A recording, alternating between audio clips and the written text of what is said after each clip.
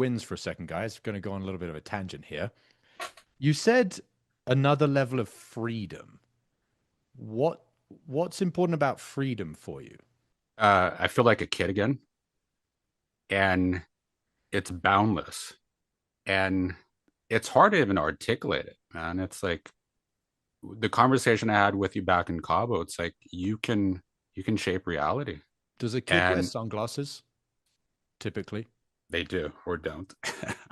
Typically, do they wear sunglasses in the way that you wear them, which is what would I call it? It's almost like a social identity. Hmm, it's a good question. What do you think?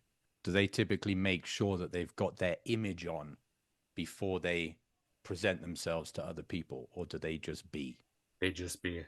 How much freedom do you think you would possibly have if you stepped into a new era, which is Chris the non sunglasses Chris? This is why I have mentorship. I think it would unlock another era of freedom. What's held you back from doing it? What's held me back from doing it? I'm searching for what the answer is. Something is not choose. The first thing that comes to mind is just choosing to. Why do you think you haven't chosen already to do something that would give you more freedom if freedom is one of the things that you find the most joy from? If freedom is what I value the most, why have not chosen to do something that would unlock the next level of freedom?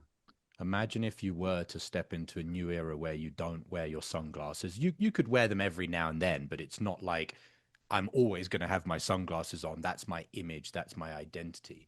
If you imagine stepping into that, is there any types of negative thoughts that come up as far as maybe a fear or an anxiety or an insecurity? If I unlock this next, when I unlock this next era of freedom, you're asking, is there any concerns or insecurities? It's not so much once you're on the other side, it's going from the side where you're wearing the glasses all the time to the side where you're not, and going through that transition. Once you're on the other side and that's your new era, you'll be fine. But I'm just curious, is there any like a little bit of hesitation about doing that? And if so, where is that coming from? The fact that you notice it there, it's there. Do you want to know why I notice it? Yeah, this is what I'm here for. Because I did the same, not with glasses, but there was a period when I got into high ticket closing and I was starting to get it. And prior to that, I used to always wear brighter colors, like a light blue or a navy or a white t shirt or whatever. And I had a beard about the length of my beard now, probably shorter actually.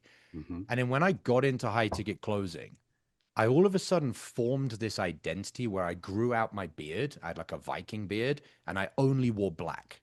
And it was like this thing that I'd utilized as a stepping stone into the next level of myself.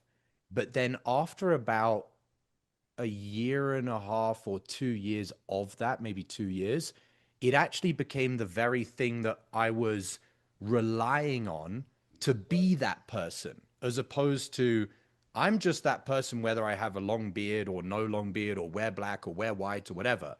And I realized that I had become dependent on it's almost like a uniform, or it's almost like a Superman suit. It's like I'm only Superman if I wear the suit. If I don't wear the suit, I'm not Superman anymore.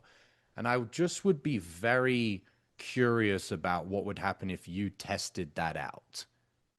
I feel like the next version of Chris that has the most open heart, the most deepest connections, and also the most self love would be the version of you that's in a chapter where you don't wear the glasses.